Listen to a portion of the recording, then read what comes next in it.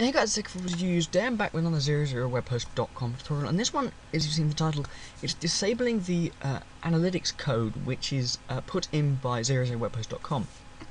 What I mean is the code that you'll notice on most of your HTML files, your PHP files, or any sort of page that loads up like this, or text documents, is when you go view page source, or look at it in the inbuilt editor, scroll down to the bottom.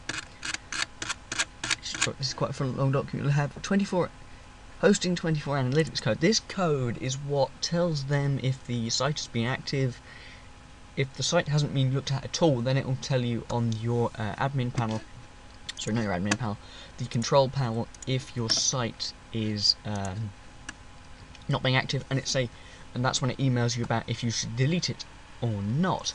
The other thing that does use this code, if your site, if you don't log into your cPanel for, I'm not quite sure, but it might be a year or half a year. There's a long period of time. If you don't log in, it'll load up ads, and this may not work. But sometimes when you Google your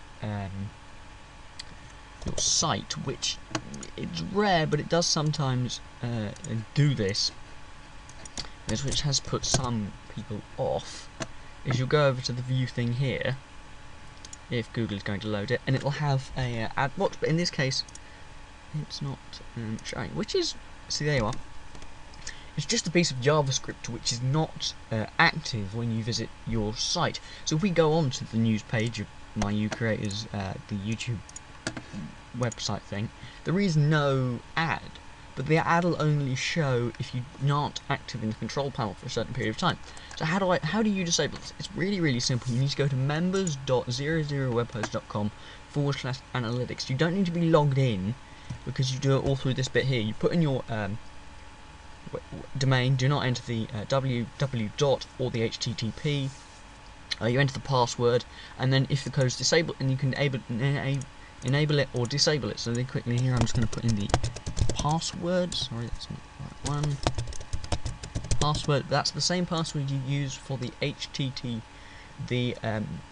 It's the same password you use to log into the FTP file manager. So in this case, we're going to disable the code. I have to click submit, and it will say we've inserted.